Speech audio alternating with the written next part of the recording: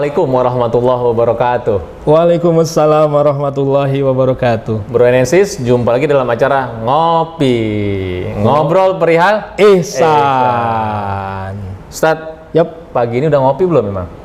tadi sih udah. Tadi sih udah. Tapi sediain nih. Zain, katanya ngopi ini minuman para wali nih. Iya. Wali murid lah minimal ya. Wali santri. Wali santri. Bareng kiai. Bareng kiai gitu. Oke, Bro Enesis. Episode yang lalu kita bahas 3 syarat untuk zikir jahri supaya maksimal gitu kan.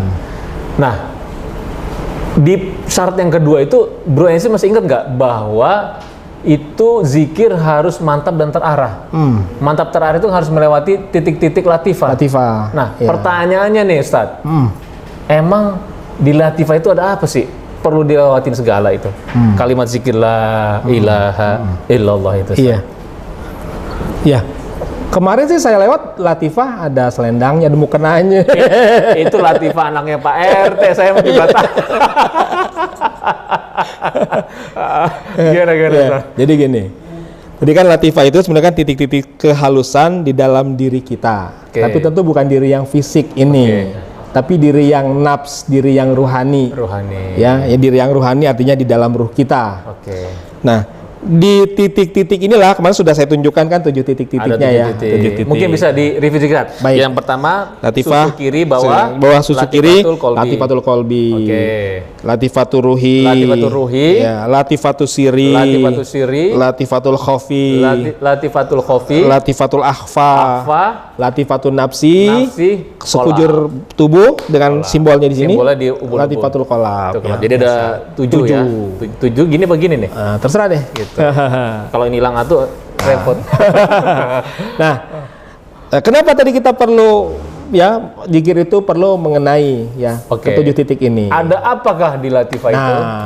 Sebenarnya latifah ini adalah tempat titik-titik ketika setan menggoda kita. Karena kan dalam Al-A'raf 16-17 datang dari depan, belakang, kiri dan kanan. Nah, disitulah setan bercokol. Jadi di latifah kolbi kita gampang langsungnya latifah daripada latifatul gitu ya. Latifah kolbi, latifah ruh gitu ya. Latifah sir, latifah khofi, latifah afa. Lebih enak nyebutnya. Jadi di latifah kolbi ini setan menggoda kita dengan sifat-sifat kekufuran. Ya. Kufur, menolak kebenaran ya. Itu adanya di sini. Pokoknya enggak menolak kebenaran lah ya. Susah nerima nasihat, kebaikan baik susah di latifah kekufuran jadi. Ya. Di latifah ruhi, setan menggoda kita dengan sifat bahimiyah. Apa tuh bahimiyah? Sifat binatang jinak.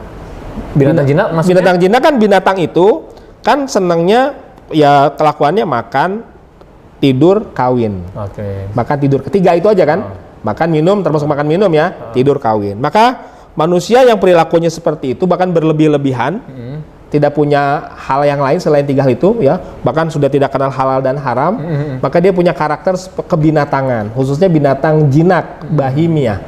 Bahum adol tuh ya. Iya, itu bahimiyah kan, binatang jinak.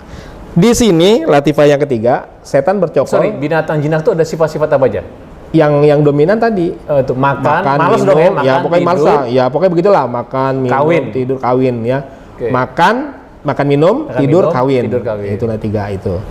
Di sini sifat setan menggoda kita dengan sifat siri, syabuiyah. Ini siri ya. Di latifah siri. Setan menggoda kita dengan sifat binatang buas.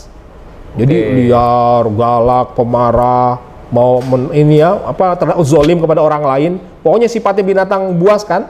Pemangsa gitu kan. Pemangsa ingin mengambil alih. Ya, begitulah. Ini disinilah dengan sifat binatang buas setan menggoda kita.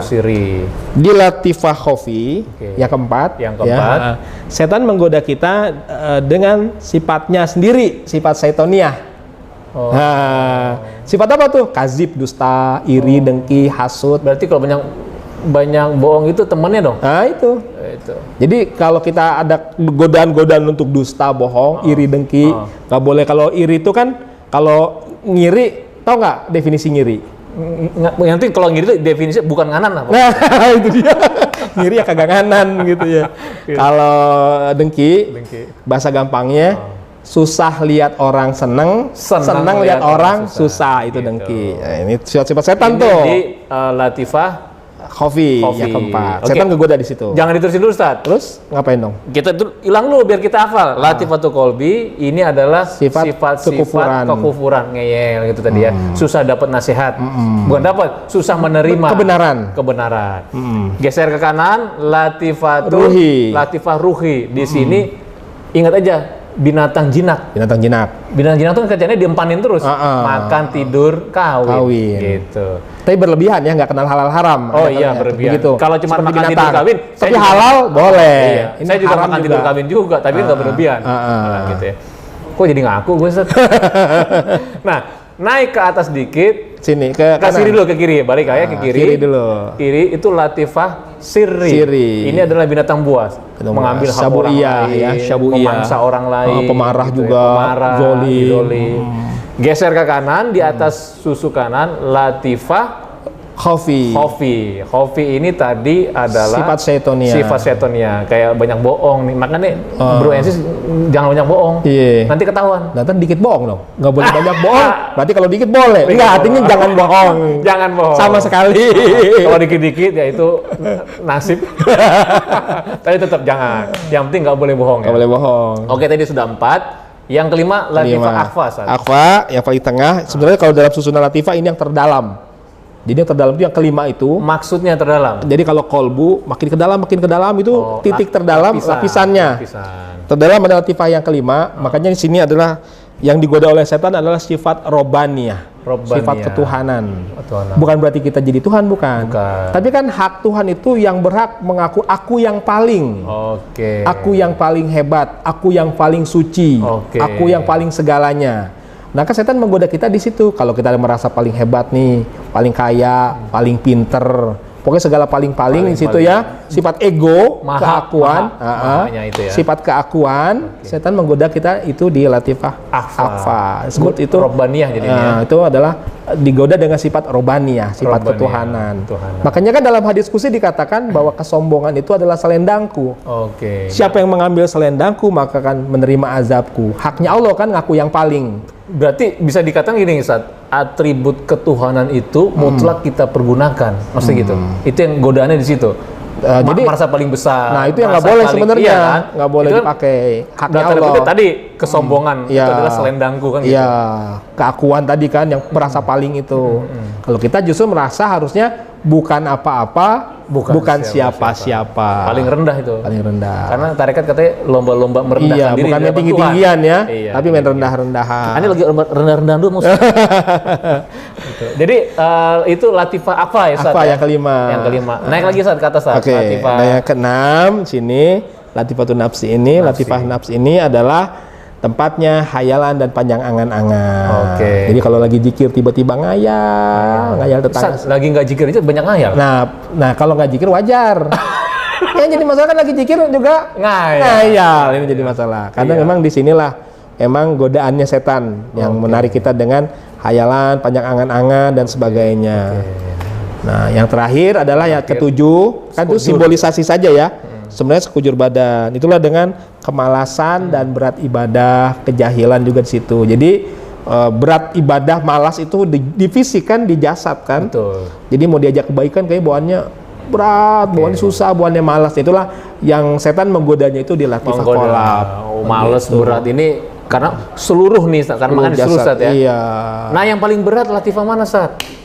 Yang paling berat? Kalau ada keterangannya nggak? Enggak, coba memulai itu semua dari latifah qalbi. Jadi latifah yang pertama. Memulai? Jadi kalau kita setelah ditalkinkan zikir, kan ada praktik ketika kita zikir jahri, kita menghantamkan illallah itu kan ke sebelah sini juga. Termasuk juga kemudian kita setelah zikir jahri kita bertawajuh dalam zikir khofi. Kemarin kan ditanyakan apa sudah selesai zikir jahri? Harus satu paket dengan zikir khofi. Ketika zikir jahri sambil zikir khofi, tapi ada zikir khofi yang memang dia fokus sendiri ketika tawajuh. Yang dia benar-benar mempusatkan itu ke latifah qalbi.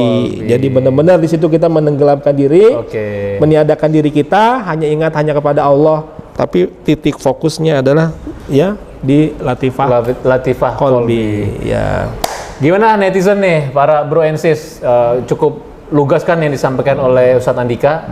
Jadi zikir mengalir melewati latifah atau terminal itu ada alasannya. Ya. Kita ulang sekali lagi simpulan. Pertama di susu kiri ini latifah kolbi. Di situ banyak sifat kekufuran, digoda oleh setan dengan sifat kekufuran. Digoda setan, sifat kekufuran itu contohnya itu berat menerima kebaikan, kebenaran. Lalu kita lewati juga di bawah susu kanan itu latifah ruhi. Ingat aja binatang jinak. Nah, kerjanya apa? Tidur, makan, kawin. Ya, nah, kurang lebih gitu lah. Begitu. Kita ke atas susu kiri itu udah latifah sirri. Nah, itu binatang buas, senangnya tuh ngancem orang, marah-marah, mengambil hak milik orang lain, gitu memangsa, gitu galak kan. gitu. Ngeri tuh, Ustaz. Ngeri gitu kan. Yang keempat latifah Khofi ini bisa dibilang tadi apa? Sifat setonia. Bohong, dusta, iri dengki, hasut. Nah, itu ada di latifah Khofi. Yeah. Itu apa namanya tadi? Setan ya, sifat setonia. Ya, gitu. Yang kelima latifah akhfa. Di sini adalah godaan-godaan yang sifatnya sifat-sifat robaniyah, sifat ketuhanan, sifat keakuan itu. Nah, ini ego dan gitu sebagainya. Kan. Kayak misalnya ngopi sendiri, ini ngopi untuk berdua nih. Nah, gitu kan. Yang keenam itu latifah nafs. Latifatun nafsi. Itu latifah digoda dengan hayalan dan panjang angan-angan.